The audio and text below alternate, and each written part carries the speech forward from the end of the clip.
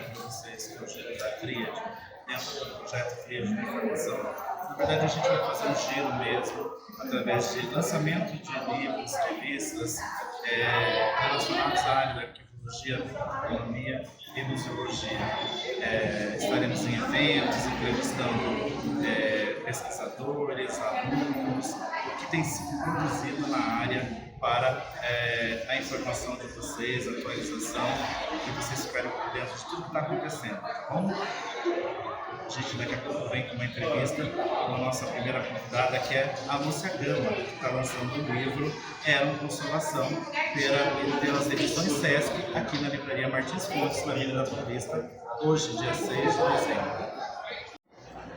Boa noite a todos, boa tarde, bom dia. É aquilo, né? Eu não sei o horário que você está vendo o vídeo, então a gente vai estar aqui conversando com a Lúcia sobre o lançamento do livro dela, Eram Consolação, das edições Sesc, que está sendo lançado aqui na Livraria Martins Fontes.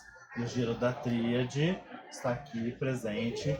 Primeiro eu queria fazer uma breve apresentação da Lúcia. Depois, se eu tiver alguma coisa para acrescentar, para tirar, para corrigir, você me fala. Bom, a Lúcia é doutora em Sociologia pela Faculdade de Filosofia e Letras da USP. Trabalhou por mais de 20 anos na área de patrimônio histórico na cidade de São Paulo. Durante muito tempo se dedicou à utilização da memória oral como fonte de pesquisa histórica e social, tendo recebido essa formação no Centro de Estudos Rurais e Urbanos da USP e com a mestra Ecleia Bose. Na década de 90, dedicou-se ao estudo da vida cultural e da sociabilidade na cidade de São Paulo e sua transformação urbana, baseada em histórias de vida de estudantes, intelectuais e artistas do período em que se extensa a pesquisa documental sobre as transformações da cidade. Essa pesquisa resultou na sua tese de doutorado, que posteriormente se tornou o livro publicado pela editora Senac com o título Nos Bares da Vida, Produção Cultural e Sociabilidade em São Paulo, 1940 a 1950. Desde o início dos anos 2000, vem se dedicando à coleta de depoimentos de artistas intelectuais das mais diversas áreas e à pesquisa documental que permitam a visualização dos caminhos que a cidade tomou nos anos 60 a 70.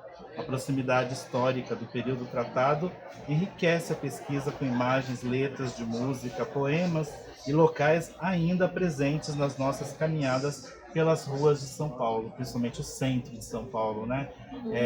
E eu tenho muita alegria de estar aqui com a Lúcia, porque a Lúcia, eu conheci ela no Museu da Cidade, onde a Lúcia trabalhou por muitos anos, né? Também com história oral, trabalhando com captação de história oral, e foi muito legal porque eu conheci ela nesse seminário, um seminário que eu organizei no Museu da Cidade, falando sobre história oral. E lá eu conheci a Lúcia e pude perceber o grande trabalho que ela fez lá no Museu da Cidade e que ela tem feito através dos seus 2 livros lançados.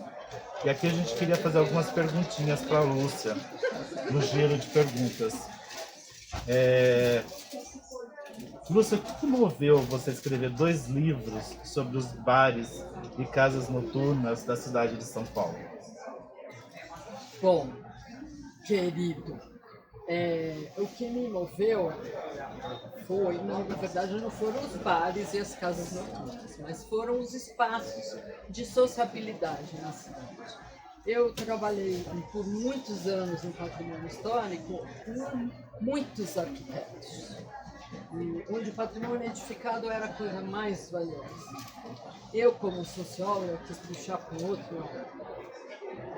Que é mais valioso é o uso que se faz da cidade, é a vida que a gente constrói na cidade, no espaço público, né? E foi por isso que eu resolvi seguir esse caminho de procurar detectar que lugares eram esses que as pessoas se reuniam, o que elas faziam, o que acontecia na área cultural, que é uma das formas de apropriação do espaço público. E foi por aí. É muito legal essa questão da apropriação do espaço público, né? A gente vive discutindo isso, na verdade, né? Em seminários, o DPH discute muito isso também, na Semana de Patrimônio Histórico, a gente vive discutindo, né? Mas a gente pouco se apropria do espaço, né? Porque o espaço já está muito usado, né? E o que fez começar essa jornada sua pelos anos 40? O que tem de especial nos anos 40?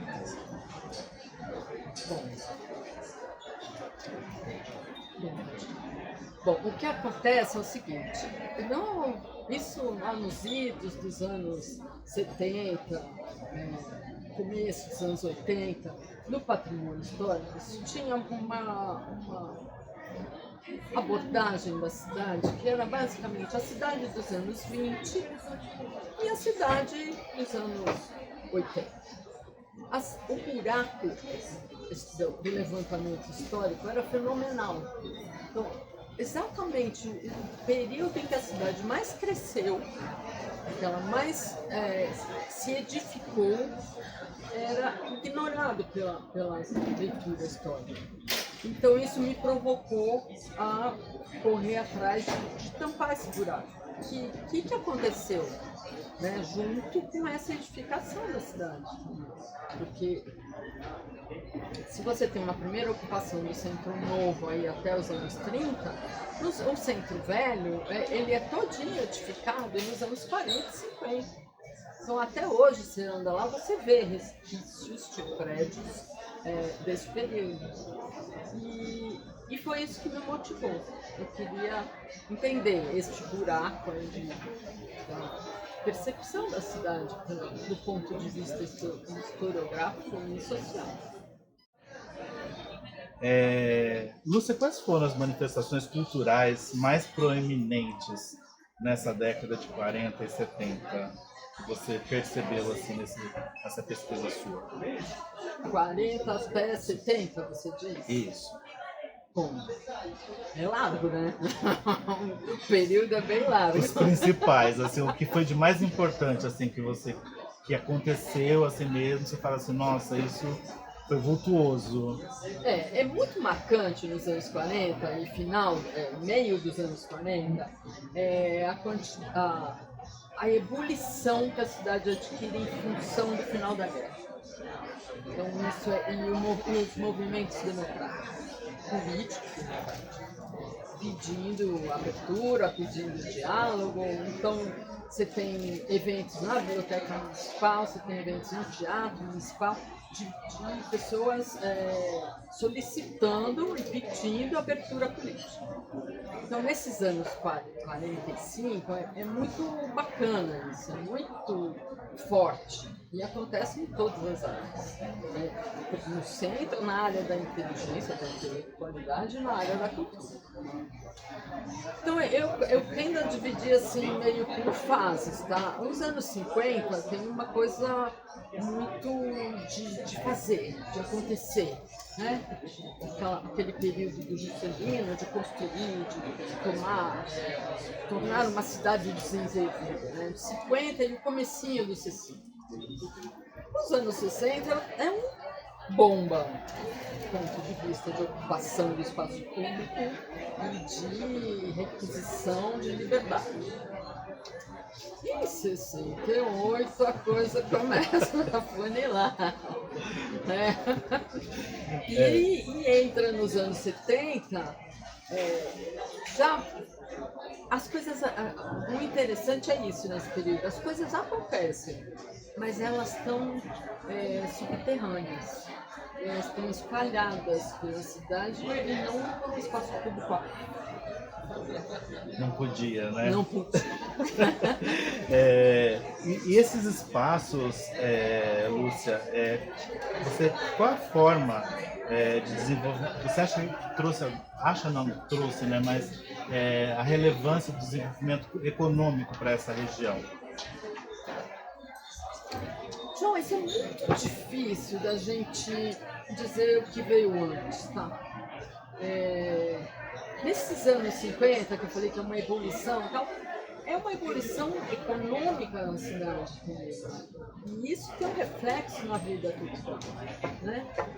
No final dos anos 40, também, né? Você tem a MIS, o MASP, a Bienal, tudo chegando e entrando na cidade, sabe?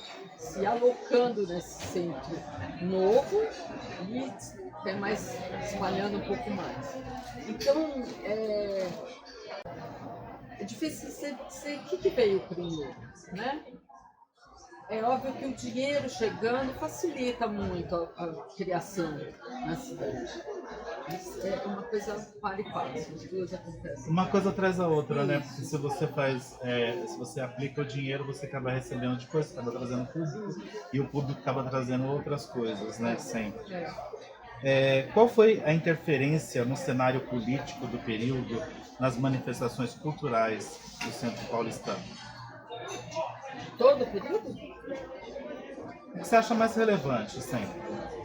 Bom, aí tem uma parte que eu já falei, que é da abertura política, né, de 45. Na Gloriosa, de 64, ele não é imediato, o choque na cidade, ele é lento, gradual, e só vai de fato acontecer com o recrudescimento em 68 e com o AI-5. Aí sim, aí você tem uma coisa bem subterrânea. Eu acho que os marcos são esses. Obrigado, Lúcia. Quem foram os principais artífices desse movimento cultural dos anos 40 e 70? Os jovens ou artistas já consagrados? Jovens. Assim, em geral, jovens. Porque até a criação do MASP, do MAN, da Bienal, do PPC, eram os jovens que entravam nesta criação. Óbvio que teve gente que veio da Itália para criar o corpo do PPC, as ideias do PPC, mas eram nos jovens que isso atuava. Eles é que adentravam a essa estrutura que a burguesia paulista criou para fazer. A arte é muito responsável por isso também, né? Quem? A arte. A arte, sim, com certeza. Com certeza. E todas as artes, né? Você tem, do ponto de vista, você tem artes plásticas, você tem teatro, você tem cinema, a Vera Cruz acontece nesse período. Então, tem uma rede que vai se criando para, primeiro, com um interesse político muito marcante, trazer o que acontecia no Rio para São Paulo, que era mudar a capital cultural para São Paulo. Mas o público-alvo são os jovens, e são os jovens que entram nesses corpos estáveis de todas as artes. Aí uma provocação, né? Você acha que esses jovens, né? Na verdade vem a pergunta: você acredita que esses jovens hoje eles demandam também culturalmente, eles estão na cena cultural no centro de São Paulo como era? João, é uma coisa muito diferente. Eles estão camuflados, eles estão dispersos. O que existia nesse período dos 40, 50 e começo de 60, que tudo acontecia ali no centro. E nos 60 já começa a dispersar, com a USP saindo, indo para o campus lá na cidade universitária, já começa a dispersar. Tá? Então não. E daí para frente, eu acho que é cada vez maior essa dispersão. Entendeu? E não dá para dizer que os jovens hoje não são atuantes e não demandam, mas eles demandam por outra linguagem e em outro tipo de fala. O cenário cultural atual faz jus às conquistas dos períodos de 40 a 70?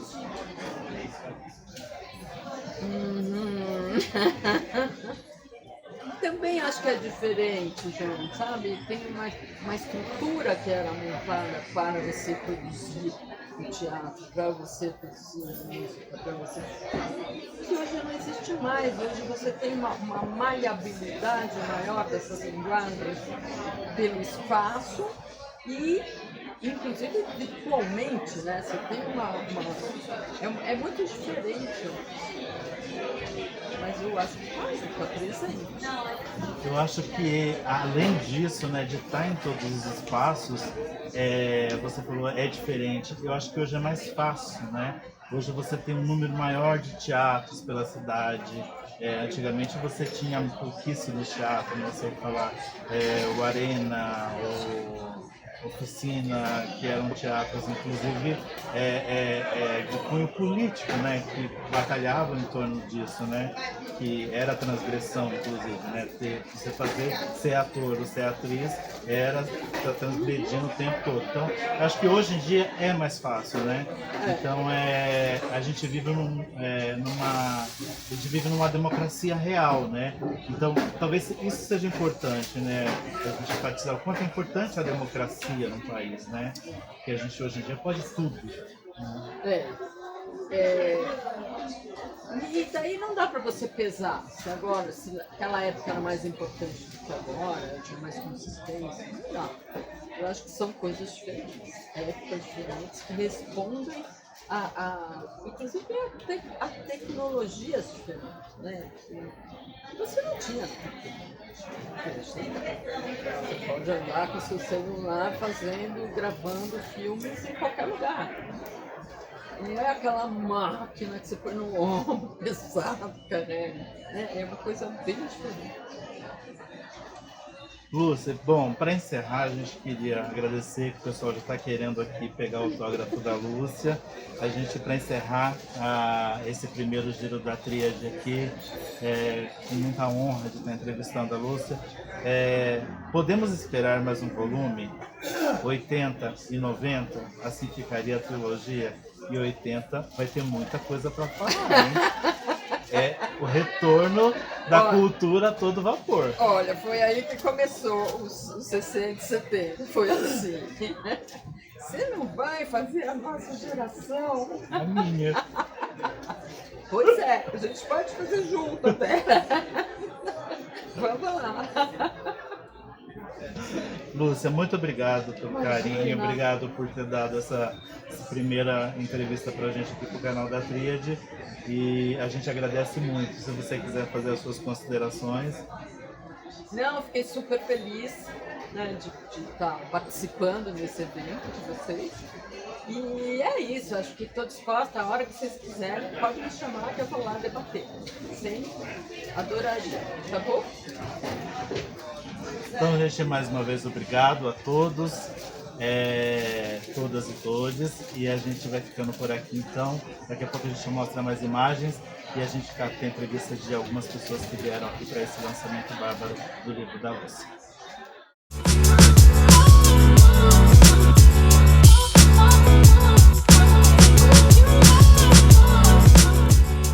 Olá pessoal, nós estamos voltando aqui no lançamento do livro feito pelas edições Sesc, Livraria Martins Fontes, da Lúcia Helena Gama, Era uma Consolação. E eu estou aqui com o Francis, que é gerente adjunto da edições Sesc, e que vai estar falando um pouco para a gente sobre o trabalho que a edições Sesc tem feito em prol da cultura, né? Principalmente aqui de São Paulo. Logicamente que a gente sabe que os livros eles se espalham, né? Então ele vai para o Brasil, para o mundo todo. Mas a gente quer saber aqui especificamente em São Paulo e sobre o livro da Lúcia, como que foi fazer o livro da Lúcia, Era uma Consolação.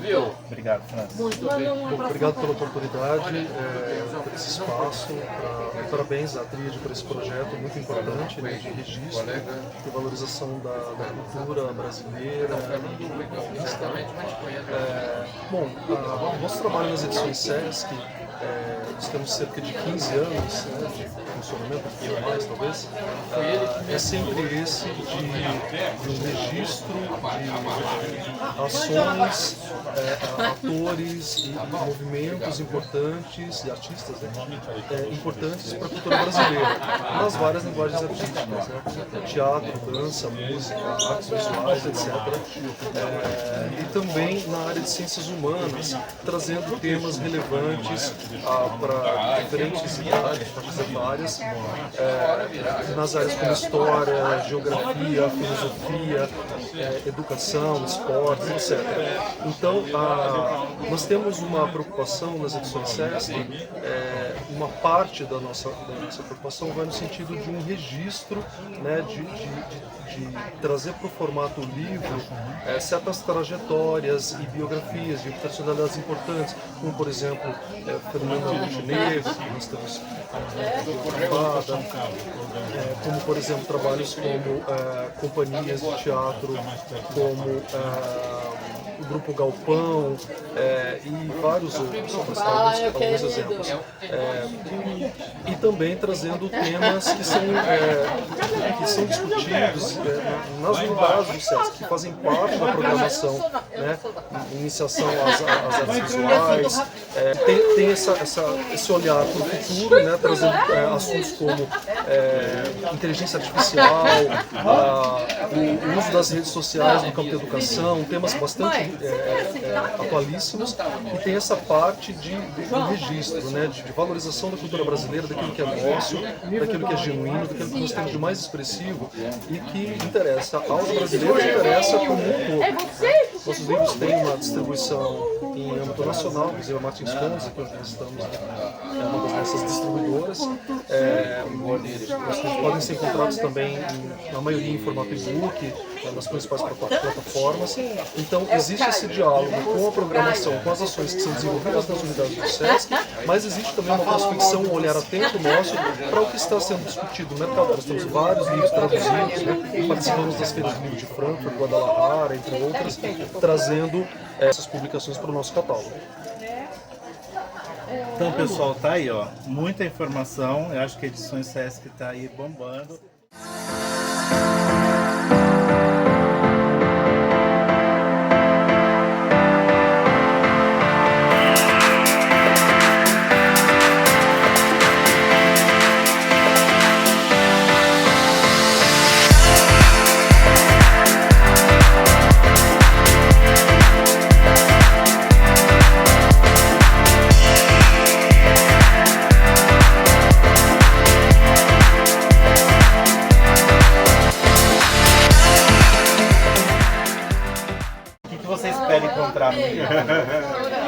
Eu só vivi década de 70. Antes disso eu não estava em circulação. Então estou interessado em ver isso. Eu já li o livro anterior, Vários da Vida, que foi muito bom, então quero ver de novo. E nós somos amigos há 50 anos. É interessante ver como um amigo, né, como uma amiga, coloca no papel, né, a visão de tantas pessoas importantes como tem aqui, né, sobre um pedaço da nossa história, né, um pedaço da minha história. A história da cidade, né, Fernando? Como é bom isso, né? E a Lúcia tem essa grandeza de trabalhar com a história e a memória da cidade, né? E ela trabalhou muito tempo também no museu, foi amiga minha, mas ela tem essa grandeza, né? E você acha que modificou alguma coisa? Você vivenciou o centro de São Paulo nesse período? Você vê alguma diferença de 70, 60 e pouco pra cá? Que pergunta! É meio óbvia, né? Mas, enfim, você tem você é saudosista. O que eu posso falar? Você é saudosista, você... Bom, na verdade, eu sou mais do que saudosista, né? Eu tenho um viés muito particular. Um abraço também. Eu sou engenheiro metalurgista e eu estudo o ferro com que foram feitas as grades do século XIX do centro da cidade. Então, o meu viés é mais antigo do que os anos 40. Mas falando sobre a sua pergunta, eu frequentei desde criança, né? Assim, minha mãe me levava ao centro da cidade para comprar sapato na Barão de Itapetininga. Então, vivi aquele momento quando criança, depois, na juventude, Acho que na juventude eu nem fui tanto no centro. Aí já era mais, né, coisas que o livro toca também, né? Então, se não me engano, o livro chega até na Rick Schaumann, tinha um boteco lá, e o Fernando Henrique ia. Então a gente ia, o Fernando Henrique vai no Quincas Borges, então vivi esse momento, né? Bares no Itaí e tal. Não era tanto o centro da cidade. Nos meus anos 70, eu não ia tanto ao centro da cidade. Só para manifestações, claro. Né? Claro, né? É a época, né? Mas que legal, né? Porque é disso que ela fala, né? É dos lugares frequentados por intelectuais, né? Fernando Henrique, provavelmente na época do Sebrae, essa época toda, e essas discussões que giravam, né? Que acabava gerando tudo em torno de política, né, Fernando? Isso, a política naquele momento era super importante para um jovem de 25 anos, que nem eu tinha naquela noite, né? Então isso era super importante, era fundamental na nossa vida. Né? Então esse livro conta essas histórias, né? Então eu tô louco pra ler. E o que você fala pra gente, já que você deu essa deixa, que você trabalha com ferros, a questão da metalurgia, essa questão do viaduto do chá, né? Das primeiras que foi feito, né? Já vindo de fora, que não existe mais, e do Santa Efigênia. Mas não, na verdade, o meu interesse é nas grades de ferro fundido que possivelmente usaram o ferro feito por uma siderúrgica de Sorocaba, a única siderúrgica que o Brasil tem. Então eu estudo isso. Será que eu tento descobrir se as certas grades do centro da cidade, 3 grades em particular, uma delas o Museu da Imagem, né? Aquela grade do Museu da Imagem, será que ela usou o ferro fabricado em Ipanema? Então meus alunos na Poli, eu sou professor da UFRJ, meus alunos estão estudando essas coisas. Puxa, que legal. Já está aí para lançar um livro, né? Será que era? Sabe, Fernando. Artigo científico saiu. Fernando, obrigado.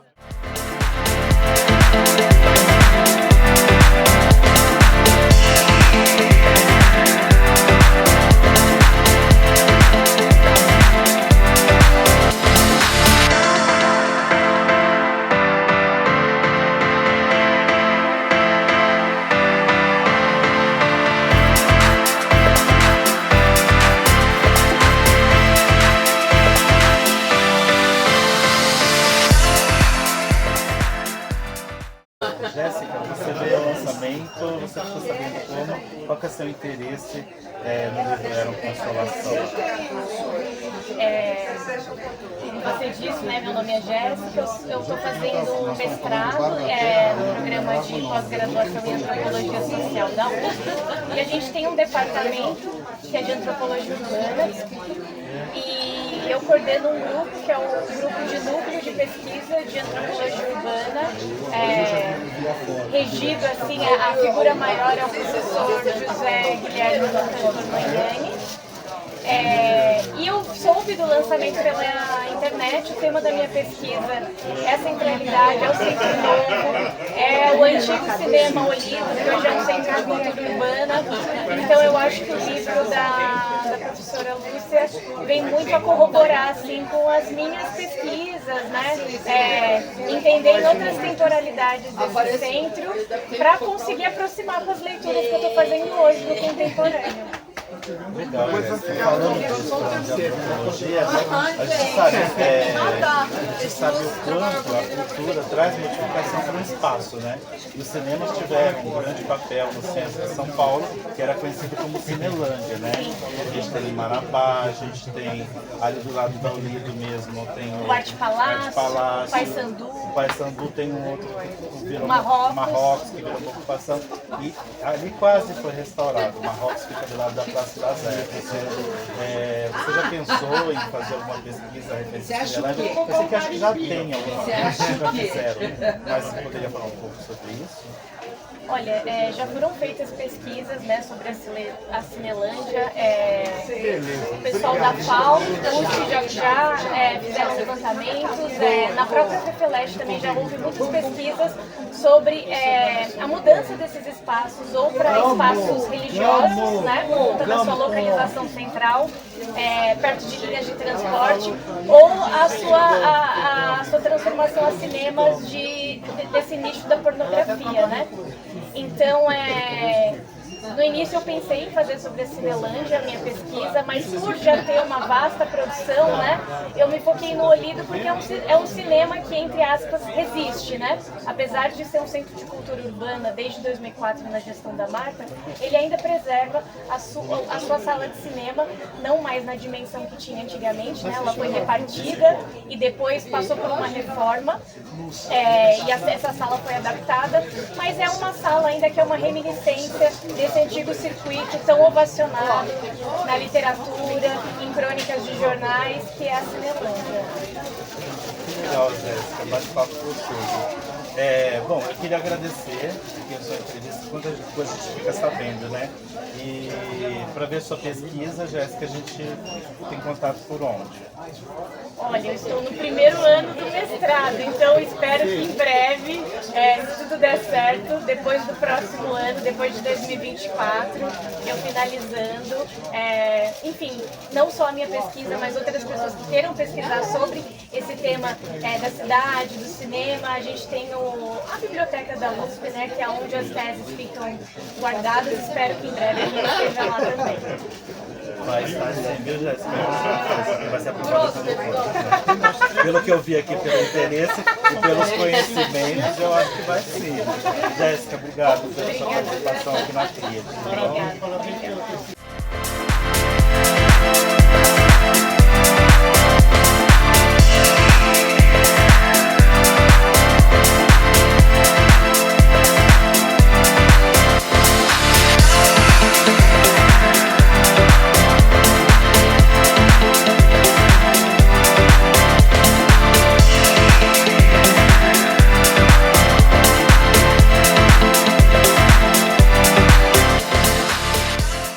Qual a sua relação com a você? Nós somos amigas desde a década de 70. Então esse livro, além de inspirar a nossa amizade, nós vivemos tudo isso juntas também. E ela me conheceu Nós nessa percorremos esse percurso que está no livro, nós o conhecemos muito bem porque o vivenciamos juntas. Como foi viver essa época no centro de São Paulo? Como era essa efervescência toda em São Paulo? Fala alguma particularidade, algum lugar que vocês gostaram muito de ir? Fala assim, nossa, é legal pra caramba. Desde o centro até a Consolação, que chegava no Ribeira, né? A gente sempre passava pelo Violino, pelo Planeta, pelo Pirandello, pelo Riviera, etc. E outros que estão citados. Tinha a Pizzaria Michelúcio também, na Consolação. Então a gente fazia esse circuito com os amigos e todos nós procurávamos entender a nossa realidade, trocar experiências, né? Nós estudávamos, estávamos na faculdade, trabalhávamos. Então era uma convivência muito rica cultural também. A gente produzia cultura também. E a questão social, né? Porque hoje a gente vê um problema no centro muito sério, né? Socialmente falando mesmo, né? A gente vê um esvaziamento do centro, a gente vê uma degradação do centro, né? Como é que é viver isso hoje, né? Olhando lá atrás, vendo tudo que vocês vivenciaram, que vocês disse agora, né? Como é viver hoje, ver hoje, né? Olha, é uma realidade assim, que nos impacta muito triste para nós, porque o centro ele tem história, riqueza arquitetônica e o centro de São Paulo deveria ser o lugar mais privilegiado de São Paulo, é ali que nós convivemos. E a gente anda por ali e vê que houve um abandono dessa área, um abandono das pessoas, da história, houve um abandono do lugar. E nós precisamos resgatar isso. É muito importante que a gente faça parte desse movimento de resgate do centro. Concordo plenamente com você, Sara. O que você espera encontrar no livro, Sandra? Se você já não teve spoiler. Ainda para um pouquinho, ainda não. Ainda não, sou amiga do autor, né? Mas assim, o que eu espero é reviver essa nossa trajetória e ter mais detalhes, assim, tem outras pessoas que eu convivi com elas também. A gente tinha um grupo, tinha outros grupos também que se intercalavam, então vai ser vai ser muito inspirador reviver essa história e poder contá-la também. Recontá-la, né, Isso. Sandra, muito obrigado. Obrigada a vocês, viu? Obrigada por me prestigiar, o livro da minha amiga, que é um livro muito importante na cidade de São Paulo. Obrigado, agradeço.